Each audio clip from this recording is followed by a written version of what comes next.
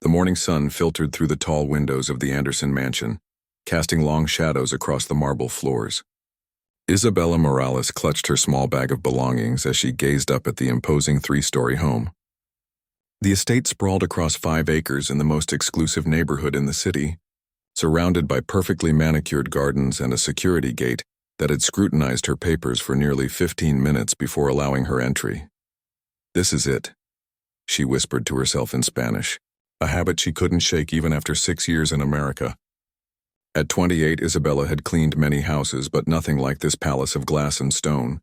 Mrs. Chen, the head housekeeper, met her at the service entrance with a critical eye.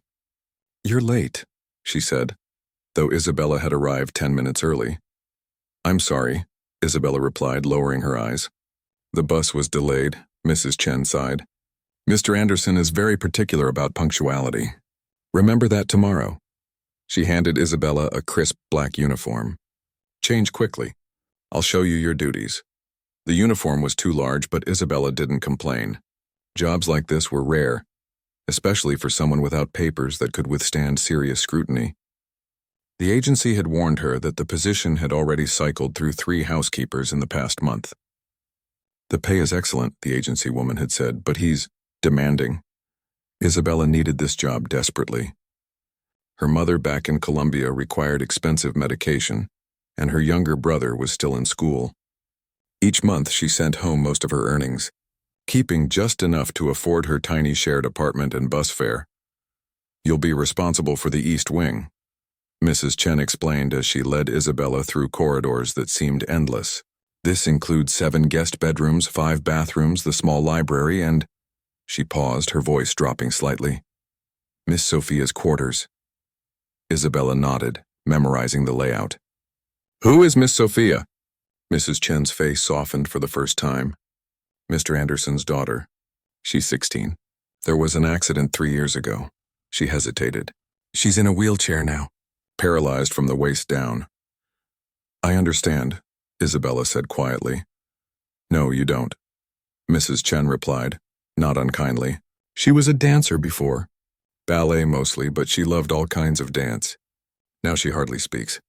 Doesn't leave her room except for doctor appointments. The last housekeeper quit because Miss Sophia threw a book at her." Isabella's stomach tightened. Working for wealthy people was difficult enough without adding a troubled teenager to the mix. "Mr. Anderson works most days," Mrs. Chen continued. "He leaves at 6 each morning and returns late. You probably won't see him much, but when you do, be invisible. That's what he prefers." The tour continued through the house, each room more extravagant than the last. Isabella struggled to keep her face neutral despite her awe. The wealth on display in just one room could have paid for her mother's medication for years. "These are Miss Sophia's rooms," Mrs. Chen said as they stopped before a set of double doors. She knocked gently before using a key. "Miss Sophia, it's Mrs. Chen. I'm bringing the new housekeeper to meet you." There was no answer. Mrs. Chen pushed the door open. The suite was spacious and beautiful, with large windows overlooking the garden. But unlike the pristine order of the rest of the house, these rooms were in disarray. Books lay scattered on the floor, clothes draped over furniture, dishes with half-eaten food stacked on tables. In the center of this chaos, facing the window in a sleek black wheelchair, sat a thin girl with long dark hair. She didn't turn when they entered. "Miss Sophia, this is Isabella. She'll be cleaning your rooms from now on." The girl remained motionless, staring out at the garden where vibrant flowers swayed in the breeze. "She doesn't bite," Mrs. Chen whispered to Isabella. "Usually?" Then louder, "I'll leave you to get acquainted." "Isabella, begin with the breakfast dishes and work from there." When the door closed, Isabella stood awkwardly, unsure how to proceed. The silence felt heavy. Finally, she moved toward the breakfast tray near the window, giving the wheelchair a wide berth. "Don't bother." The voice startled Isabella. It was soft but sharp, like broken glass wrapped in silk. "Excuse me, miss?" "Don't bother cleaning up," Sophia said, still not turning. "I'll just mess it up again." Isabella paused, then continued gathering the dishes. "That's okay. Making messes is your job. Cleaning them is mine." This earned her a sideways glance from Sophia. Brief, but it was something. Up close, Isabella could see the girl's face. Pale, with dark circles under her eyes, but still lovely with delicate features and intense brown eyes that seemed too old for her young face. Where are you from? Sophia asked after a long silence. Your accent. Colombia, Isabella answered as she worked. A small town near Bogota. Another replacement, Sophia muttered. You won't last a week. Isabella stacked the dishes carefully. Perhaps, but for this week, your room will be clean. Over the next few hours, Isabella worked methodically, organizing the chaos while Sophia remained by the window, occasionally watching her with guarded curiosity. The girl didn't speak again, but Isabella filled the silence by humming softly. Old songs her grandmother had taught her. Just before noon, as Isabella was making the bed, the door opened without a knock. A tall man in an expensive suit strode in, his attention fixed on his phone. Isabella froze. This had to be Mr. Anderson, the billionaire owner of the house. His photographs appeared regularly in business magazines, but they didn't capture his imposing presence.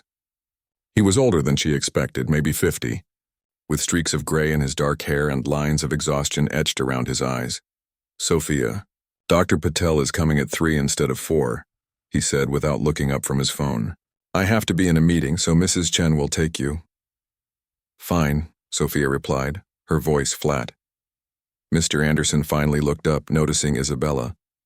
His expression changed instantly to one of cool assessment. You're new.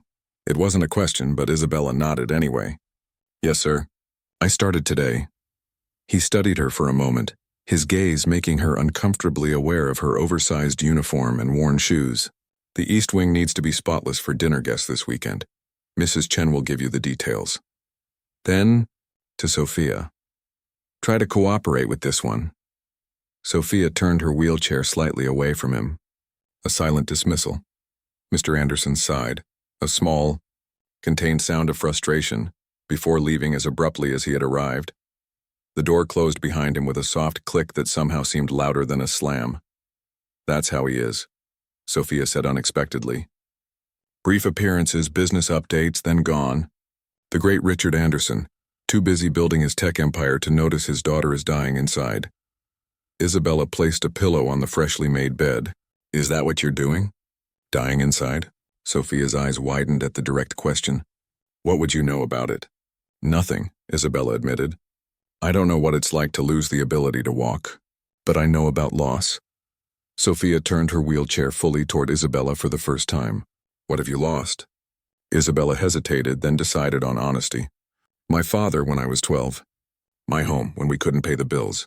My country when staying meant hunger. She smoothed a wrinkle from the bedsheet.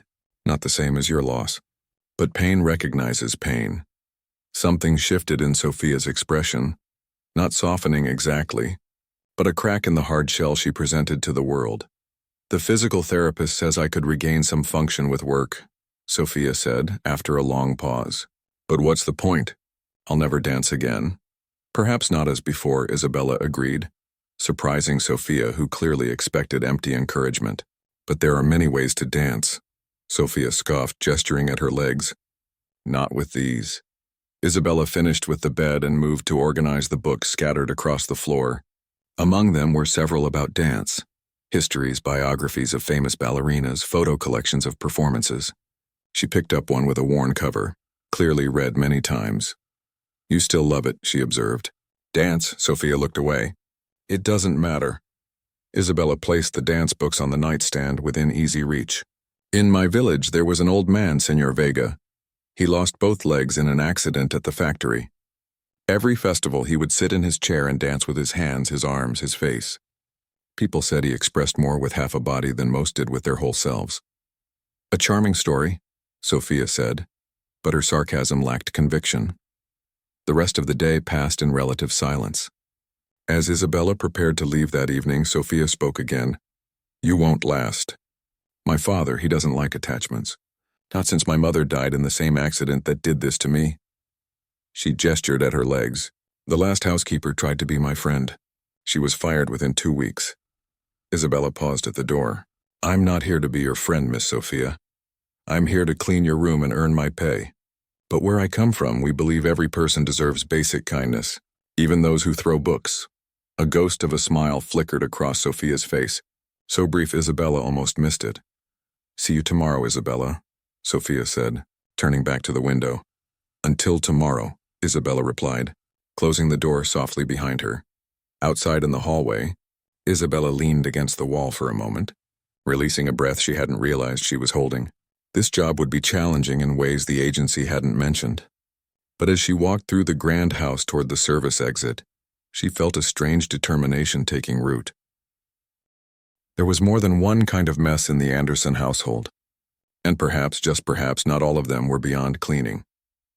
2 weeks passed, and Isabella settled into the rhythm of the Anderson household.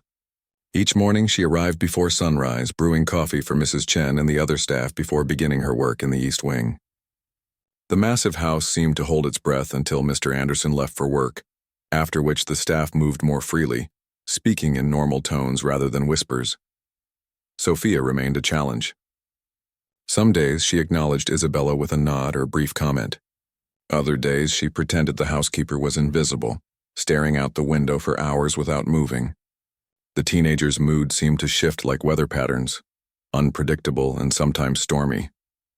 On this particular morning, Isabella entered Sophia's suite to find the room in worse disarray than usual. Clothes had been pulled from drawers and tossed about. Books lay open and face down on the floor. A vase of flowers had been knocked over, water staining the expensive carpet. Sophia sat in her wheelchair by the window, her back to the door, shoulders rigid with tension.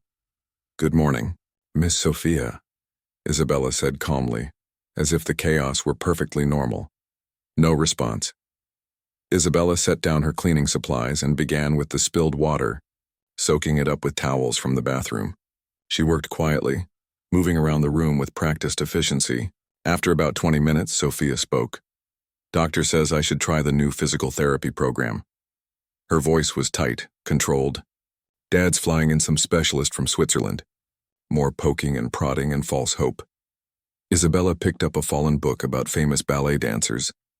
"You don't want to try?" "What's the point?" Sophia spun her wheelchair to face Isabella. Her eyes were red-rimmed. 3 years of therapy.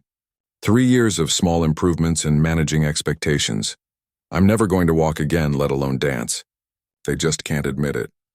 Isabella placed the book on the shelf. Perhaps they don't want to give up hope. "Hope is cruel," Sophia said bitterly. "Every time I let myself hope, reality hits harder afterward." Isabella continued cleaning in silence for a while. Then she said, "My grandmother broke her hip when she was 70. The doctor said she would never walk again. She proved them wrong." Sophia rolled her eyes. "That's different." "Yes," Isabella agreed. "Your injury is different. But the spirit needed to fight?" "That's the same. Fight for what? A life in this chair? Being stared at, pitied?" Isabella gathered dirty clothes from the floor. "When I first came to this country, people stared at me too. Some still do. They hear my accent and immediately decide who I am, what I'm worth." Sophia watched as Isabella organized the scattered belongings. "That's not the same thing at all, no?" Isabella paused, holding a ballet slipper she'd found under the bed. "We are both judged for things beyond our control. The difference is that I cannot change how others see my skin or hear my voice. But you—" She placed the slipper gently on Sophia's desk. "You can change how you see yourself." Sophia's face flushed. "That's easy for you to say. You can walk. You can dance." Isabella tilted her head. "Would you like to see me dance?" The question seemed to catch Sophia off guard. "What? Would you like to see me dance?" "Not ballet, I never learned that. But I know the dances of my home." Sophia hesitated, curiosity briefly overcoming her anger. "Here now." Isabella smiled. "Why not? The floor is clean enough." Without waiting for further permission, Isabella stepped into the center of the room. She closed her eyes for a moment, remembering the rhythms her mother had taught her. Then she began to hum a folk melody, her body swaying gently before bursting into the lively steps of a traditional Colombian dance. Her movements were graceful but earthy, feet tapping precise rhythms on the hardwood floor. Her arms created flowing patterns in the air as she turned and stepped, her simple uniform twirling around her legs. The dance told a story of planting, growing, harvesting, celebrating life's cycles amid hardship. When she finished, slightly breathless, Sophia was watching her with an unreadable expression. "That's cumbia, isn't it?" Sophia asked. "I studied Latin dance forms before." Isabella nodded, surprised. "Yes, how did you know?" "I told you, I used to dance everything." A shadow passed over Sophia's face. "I had a whole future planned. Gilliard was sending scouts to my spring recital. Then a drunk driver hit our car and that future vanished. Isabella sat on the edge of the window seat, not too close to Sophia's wheelchair. What happened to your mother? She asked gently. Sophia's fingers tightened on her armrests. She died instantly. Dad walked away with scratches. I got this, she gestured at her legs. Sometimes I think he can't look at me without seeing her. And the guilt he was driving. I'm sorry, Isabella said simply. Don't be. Everyone's sorry. Sorry doesn't change anything. Sophia wheeled herself to her desk, picking up the ballet slipper Isabella had found. These were from my last performance. Dad keeps telling the staff to throw them away, but I hide them. Why does he want to throw them away? He thinks reminders of dancing make things worse. Maybe he's right. Sophia ran her finger along the satin edge of the slipper. But they're part of who I was. Who you are, Isabella corrected. The dancer is still inside you. Sophia gave a hollow laugh. Trapped in a useless body. Your body is not useless. It's changed. Isabella stood and approached Sophia's wheelchair. May I show you something? After a moment of hesitation, Sophia nodded. In Colombia, we believe dance comes from here first. Isabella touched her own heart. And here, she touched her head. The feet, the legs, they are tools, but not the source. Sophia looked skeptical but didn't interrupt. Watch, Isabella said. She sat in a nearby chair and performed a series of graceful arm movements, her upper body swaying and flowing to a rhythm she hummed softly. Her hands told a story, gathering, offering, releasing, while her face expressed emotions that needed no words. This is how my grandmother danced after her accident, Isabella explained. Seated but still dancing. That's just arm waving, Sophia said, but there was less bite in her words, is it? Isabella smiled. Try it. No, just once. If it's stupid, you never have to do it again. Sophia sighed dramatically. If it will make you stop talking about it. Isabella hummed the simple melody again, demonstrating the arm movements slowly.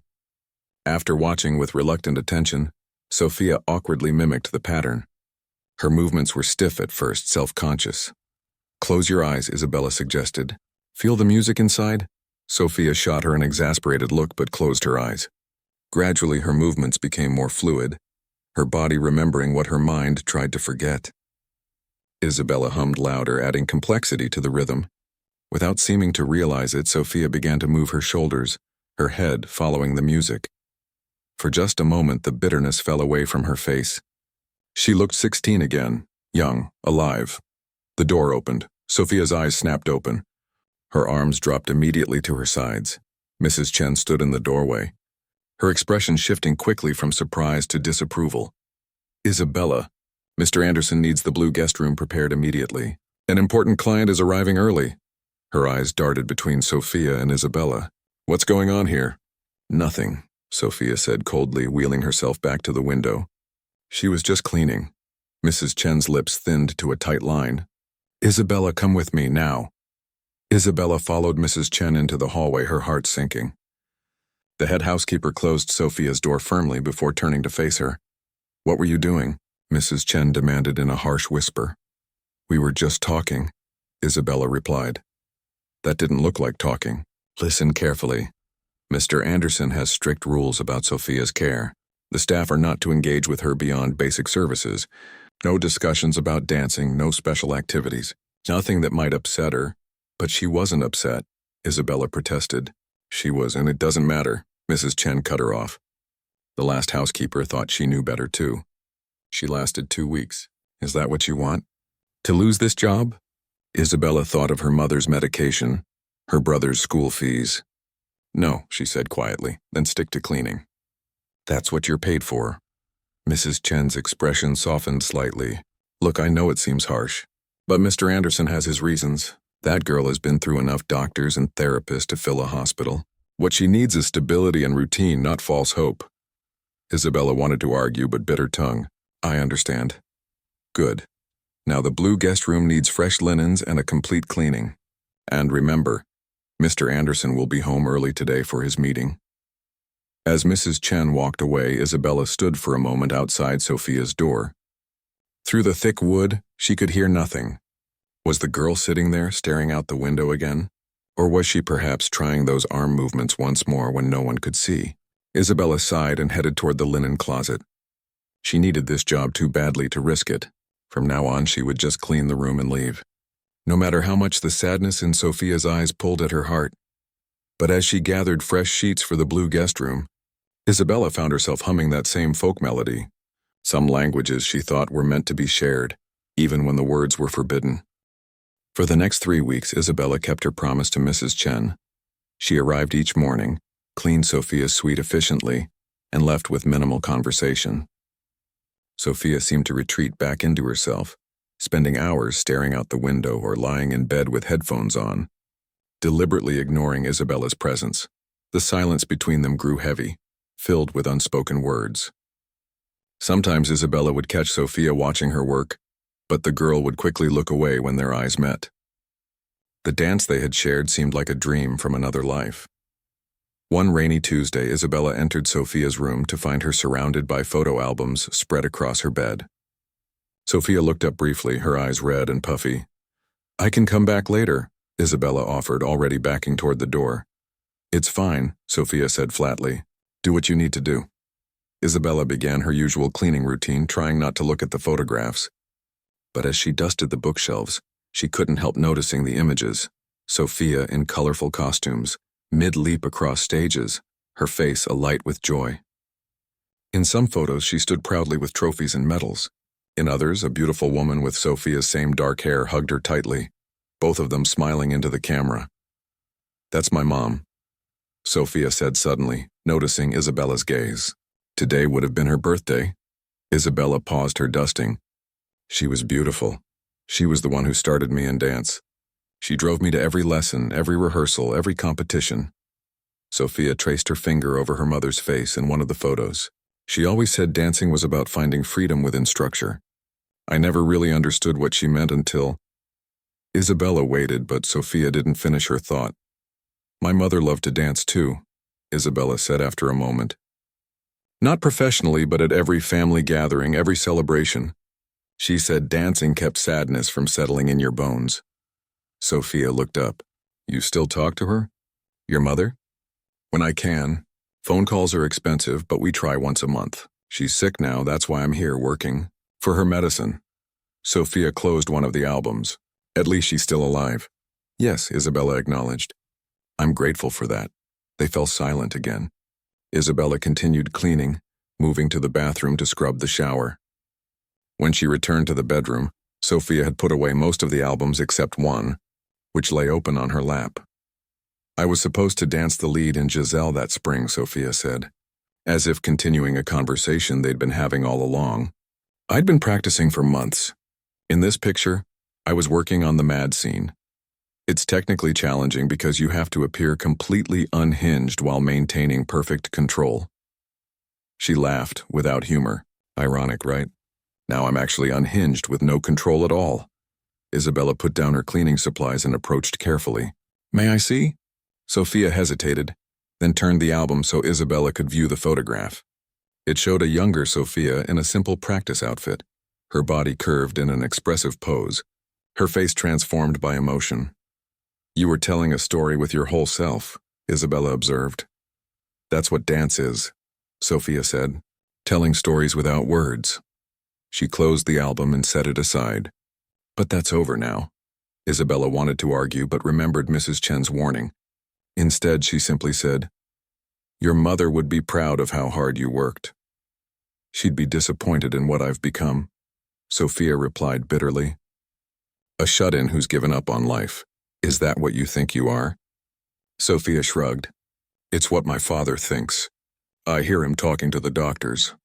She's not trying hard enough. She's wallowing in self-pity. As if he has any idea what this is like." Isabella resumed her cleaning, giving Sophia space with her emotions. After a while, she began to hum softly, not the dance melody from before, but a gentler tune, a lullaby her grandmother used to sing. Sophia listened silently. When Isabella finished dusting and moved to make the bed, Sophia spoke again. "That song, what is it?" "A lullaby from my village. My grandmother sang it to calm fussy babies or soothe sick children." "It's pretty," Sophia admitted reluctantly. Isabella smiled. It always makes me feel better when I'm sad. I'm not sad, Sophia said automatically. Then after a pause, I'm angry. All the time. At the drunk driver who hit us. At my body for failing me. At my father for surviving without a scratch. At my mother for dying. At the whole stupid, unfair world. Her voice broke on the last word. Isabella stopped making the bed and looked at Sophia directly. Anger is easier than grief. Sophia's eyes filled with tears. Everyone keeps telling me to move on, to accept and adapt. No one understands that I don't know how to be this new person. I don't know who I am if I'm not a dancer. You're still a dancer, Isabella said quietly.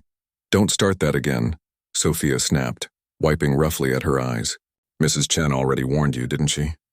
No filling my head with false hope. No upsetting the fragile crippled girl. Isabella hesitated, torn between caution and compassion. Compassion won. Dancing isn't just about legs, Sophia, you know this. It's about expression, about connection, about— Get out, Sophia cut her off. Just clean the bathroom and get out. Isabella retreated to the bathroom, giving Sophia privacy for her tears. She scrubbed the marble surfaces with more force than necessary, frustrated by her inability to reach through the girl's pain. When she finished, Sophia had composed herself. The photo albums were put away and the wall between them had risen again. Days passed, and their interactions remained formal and distant. Isabella wondered if she had imagined the brief connection they'd shared. Perhaps Mrs. Chen was right.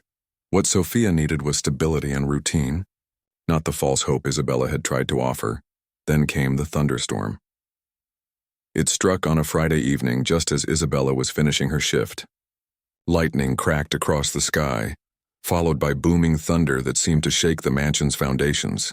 Rain lashed against the windows in sheets driven by howling wind. Most of the staff had already left and Mr. Anderson was away on a business trip. Only Mrs. Chen, the security guard, and Isabella remained in the massive house with Sophia. As Isabella gathered her things to leave, the mansion plunged into darkness. The backup generator kicked on seconds later, but it only powered essential systems, security, refrigeration, and minimal lighting in the main hallways. Mrs. Chen appeared in the staff room doorway with a flashlight. The storm knocked out the power lines. Roads are flooding too, might be dangerous to leave now. She looked stressed, checking her phone. I need to call Mr. Anderson and check the security systems. Isabella, can you take a flashlight and check on Sophia? Her medical equipment has battery backup, but we should make sure she's okay. Isabella took the offered flashlight and made her way through the dimly lit corridors to Sophia's suite. She knocked, but there was no answer. Concerned, she used her key to enter.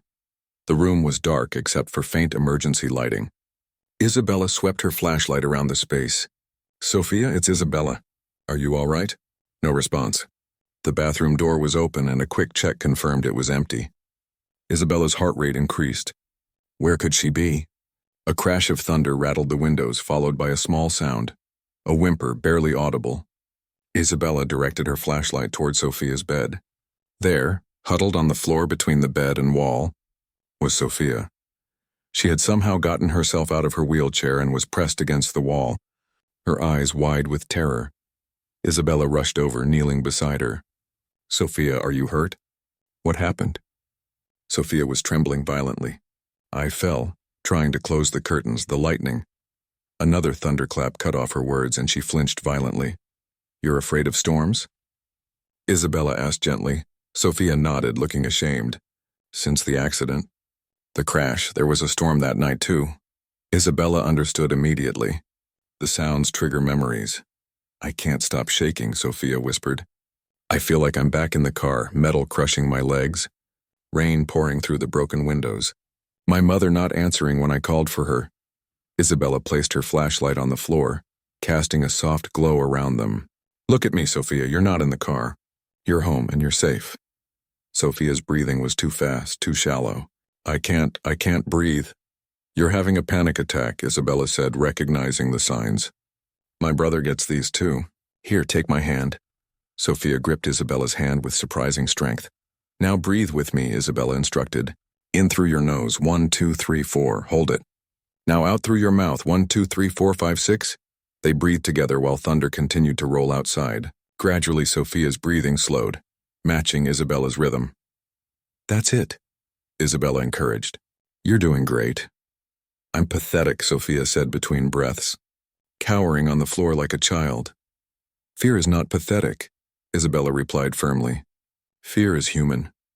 When Sophia's trembling had subsided somewhat, Isabella asked, Should we get you back into your chair?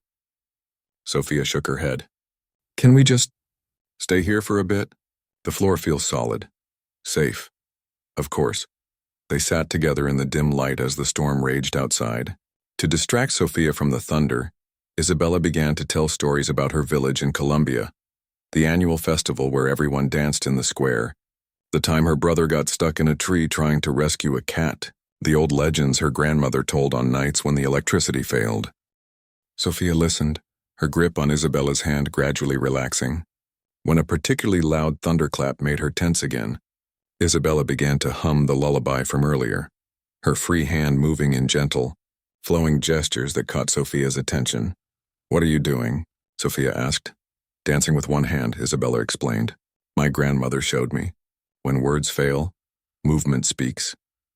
After watching for a moment, Sophia lifted her own free hand, mirroring Isabella's movements hesitantly at first, then with growing confidence. Their hands danced together in the flashlight's glow, creating patterns of light and shadow on the wall beside them.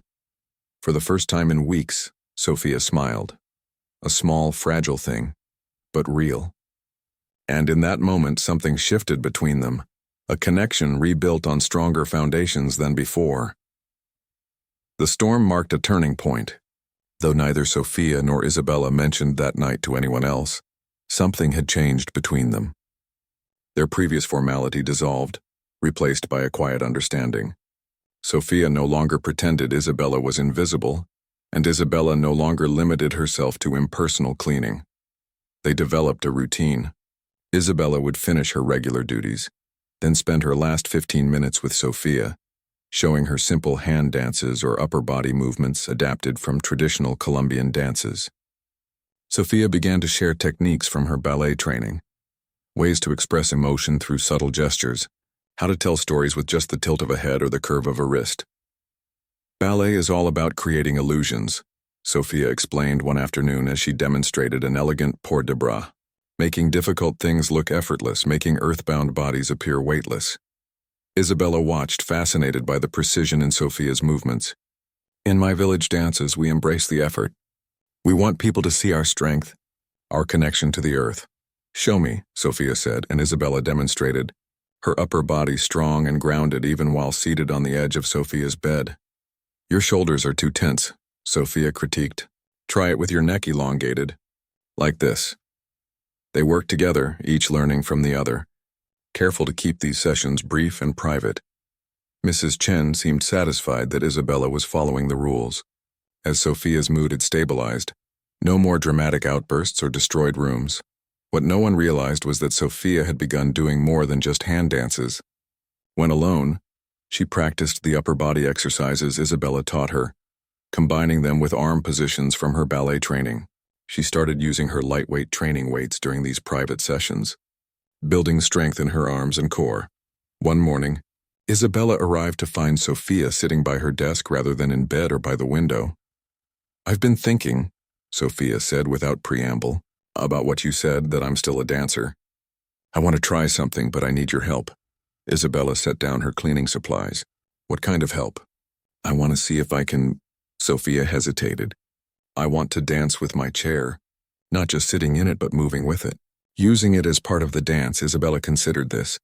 It would be different from what you're used to. Everything is different now, Sophia said. But maybe different doesn't have to mean worse. Isabella glanced at the door. Mrs. Chen wouldn't approve. I know. That's why I need your help. My father's on a business trip to Tokyo all week. Mrs. Chen checks on me at breakfast and dinner but otherwise leaves me alone. We could use that time. Isabella thought about Mrs. Chen's warning about the risk to her job. Then she looked at Sophia, really looked at her. For the first time since Isabella had met her, there was a spark in the girl's eyes, a sense of purpose. Okay, Isabella agreed, but we must be careful. They began that very day. Isabella finished her cleaning quickly, then helped Sophia clear a space in the center of the room. Sophia's wheelchair was high-tech and responsive, with a joystick control that allowed precise movements. I've been practicing on my own, Sophia admitted. Just basic turns and movements. But I need someone to tell me what it looks like, if it even resembles dancing. Show me what you've learned, Isabella encouraged. Sophia took a deep breath and began to move. She guided her chair in a simple circular pattern, adding the arm movements they'd practiced. Her transitions were hesitant at first, but as she continued, her confidence grew. The chair became an extension of her body, spinning in tight turns, gliding forward and back, creating patterns across the floor. When she finished, she looked at Isabella anxiously. Well, is it completely ridiculous? Isabella shook her head, genuinely impressed. It's beautiful, Sophia. Different from ballet, yes, but still dance. Your upper body especially. You haven't lost any of your expressiveness. Really? Sophia couldn't hide the hope in her voice. Really? Your lines are still there, your musicality? Isabella smiled. Your mother was right. You found freedom within structure. A new structure, but still. Over the next few days, they worked together for short periods, developing a routine that combined elements of ballet, Colombian folk dance, and movements uniquely suited to the wheelchair. Isabella used her phone to play music softly, and they discovered that certain rhythms worked better than others for the wheelchair's momentum. It's physics, Sophia explained, executing a series of tight spins. The chair has its own weight and balance points.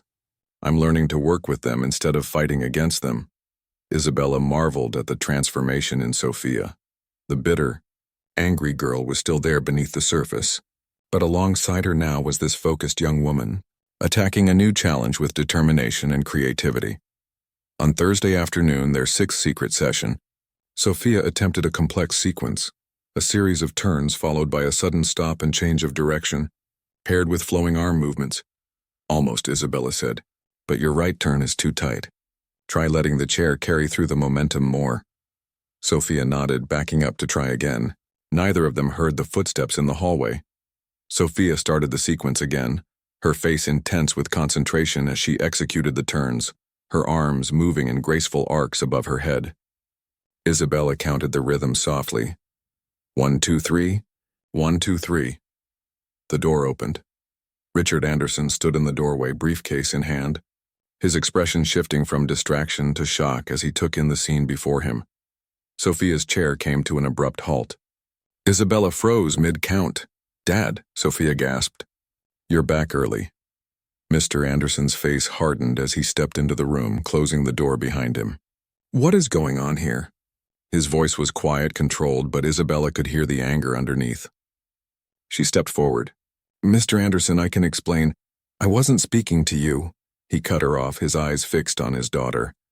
Sophia, what is this? Sophia lifted her chin defiantly. I'm dancing, Dad, or trying to anyway. Dancing. He said the word as if it were foreign to him. In your condition? Yes, in my condition, Sophia replied, her own anger rising to match his. Isabella has been teaching me how to adapt movements to work with the chair. Mr. Anderson turned to Isabella, his expression glacial.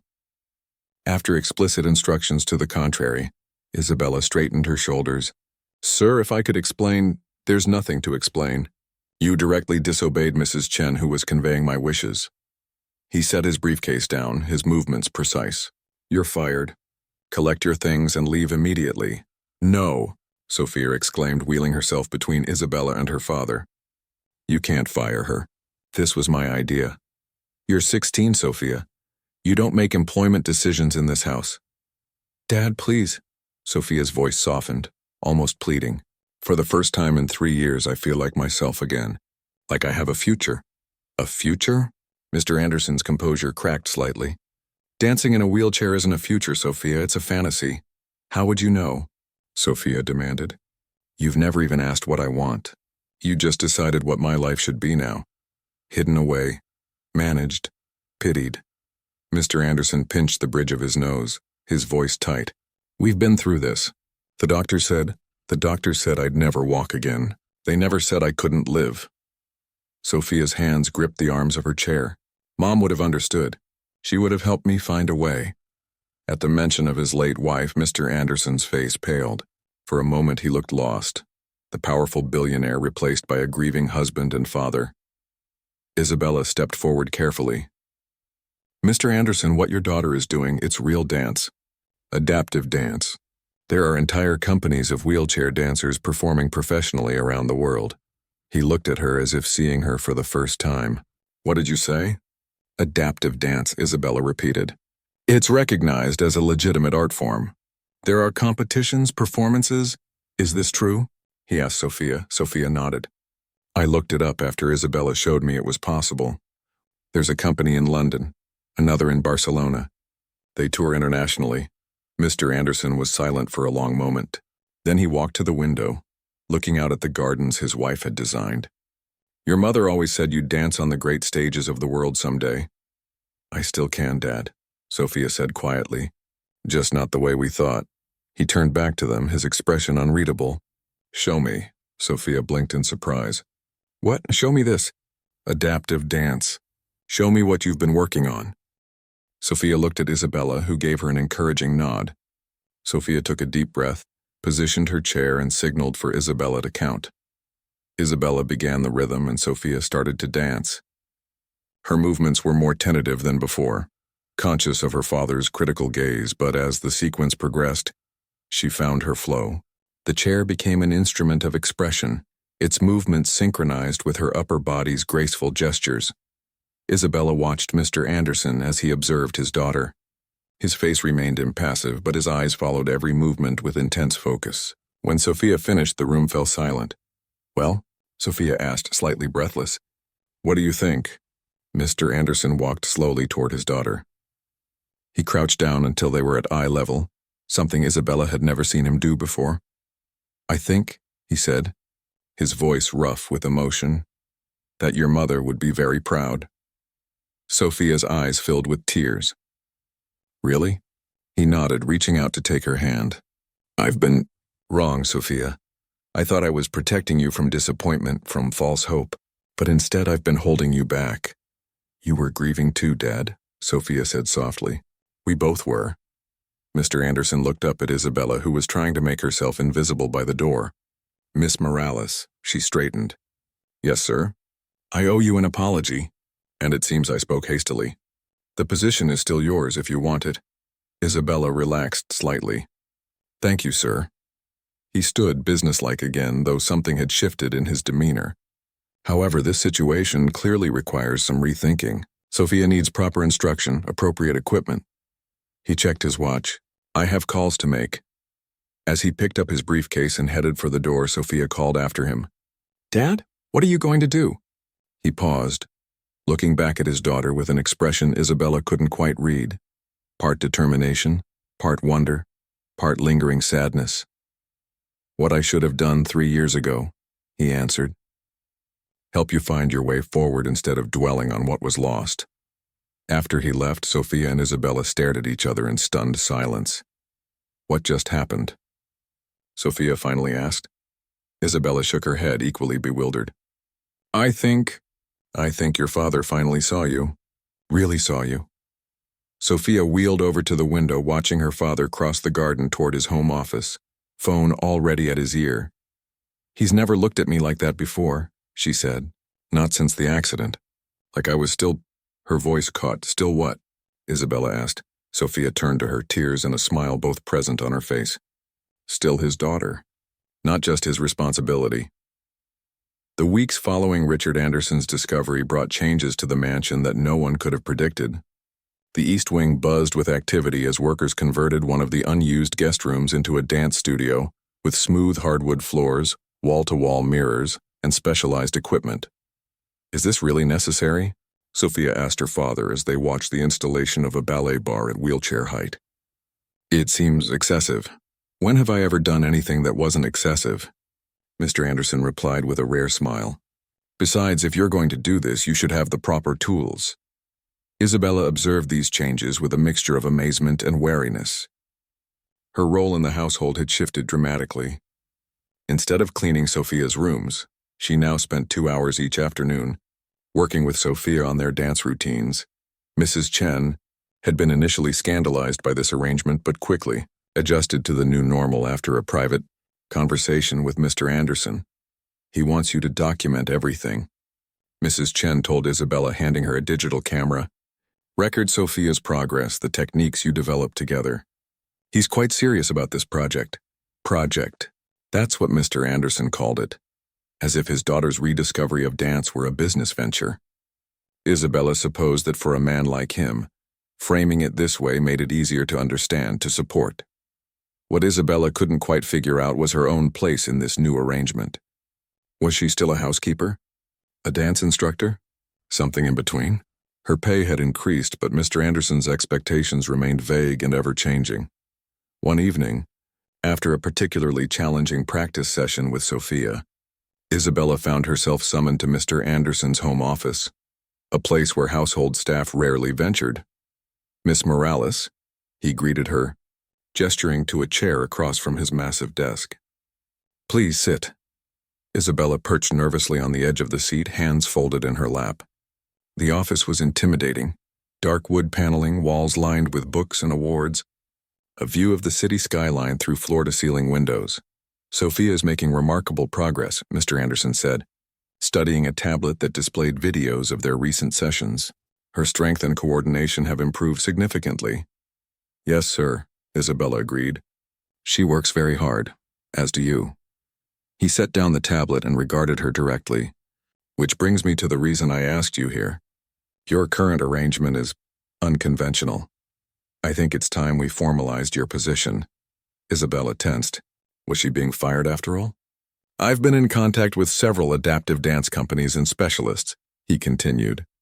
"They've recommended programs, techniques, certified instructors." He tapped his fingers on the desk thoughtfully.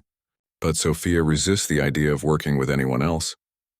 "We've developed a good rhythm together," Isabella said carefully. "A trust, indeed." Mr. Anderson leaned back in his chair.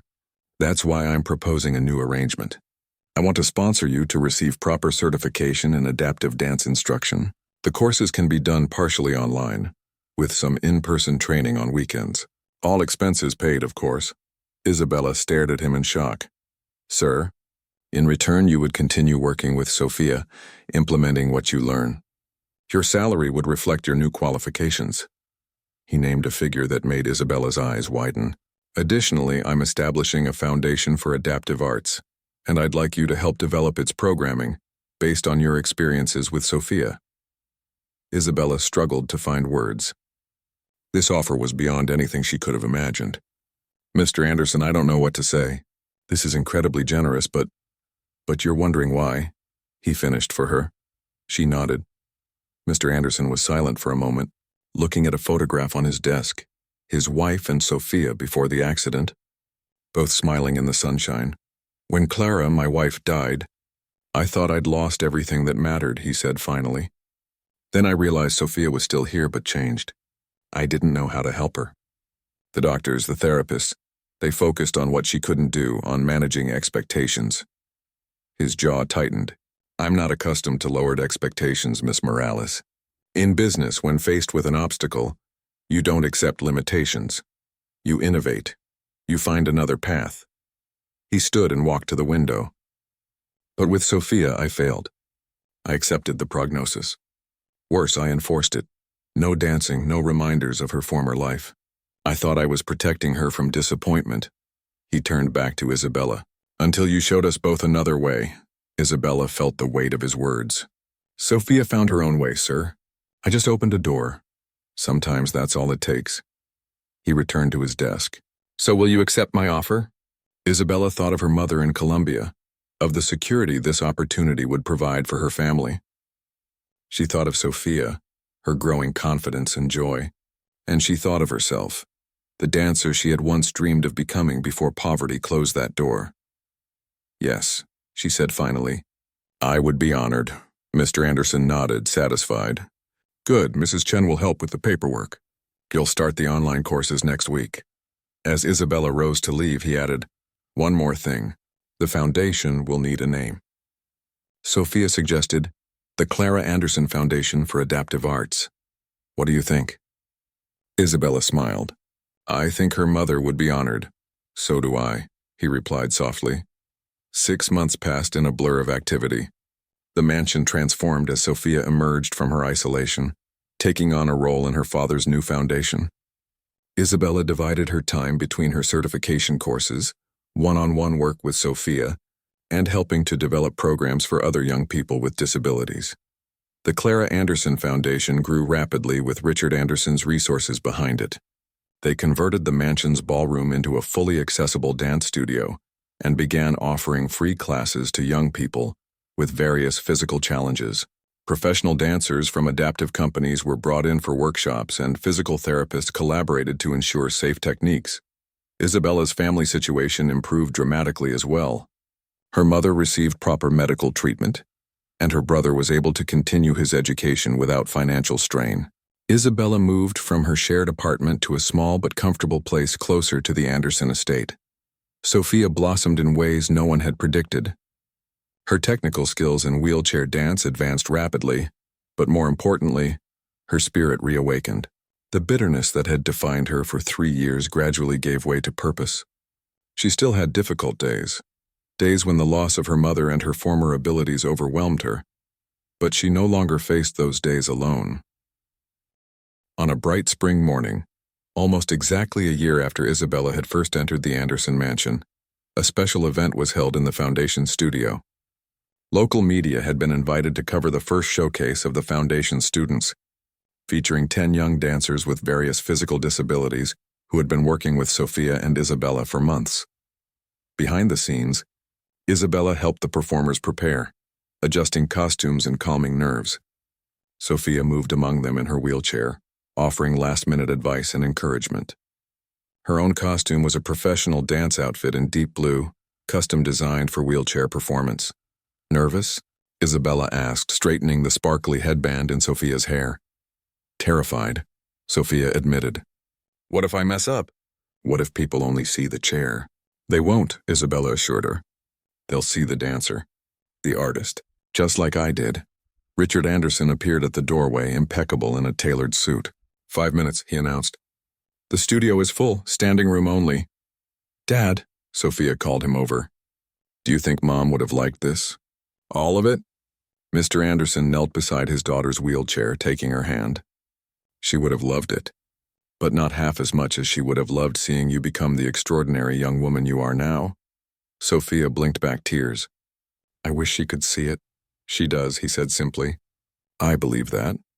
As the music queued up and the audience settled, Isabella took her place at the side of the performance area. The program would begin with a group number, followed by several shorter pieces, and conclude with Sophia's solo, a piece they had worked on for months, blending elements of ballet, contemporary dance, and traditional Colombian movements. The showcase unfolded beautifully. The audience responded with genuine appreciation, not the polite applause of pity, but the enthusiastic recognition of authentic artistic expression. Parents of the young performers wiped away tears, seeing their children not as limited but as capable in new and unexpected ways. When it came time for Sophia's solo, Isabella held her breath. This was the moment they had worked toward for a year. Sophia's return to the stage, her public declaration that she was still a dancer. The music began softly, a piece composed specifically for this performance, incorporating themes from Giselle, the ballet Sophia had been rehearsing before her accident. Sophia guided her wheelchair to center stage, her posture perfect, her focus intense. What followed left Isabella speechless, despite having seen the routine hundreds of times in rehearsal. Sophia transcended the technical elements they had practiced, infusing each movement with raw emotion and artistic intention. Her chair became truly invisible as the audience was drawn into the story she told with her body, a story of loss, yes, but also of discovery, resilience, and transformation.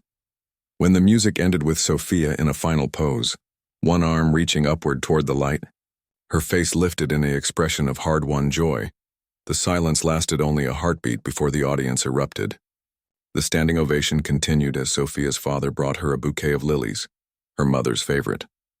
Later, as the crowd mingled with the performers during the reception, a reporter approached Isabella.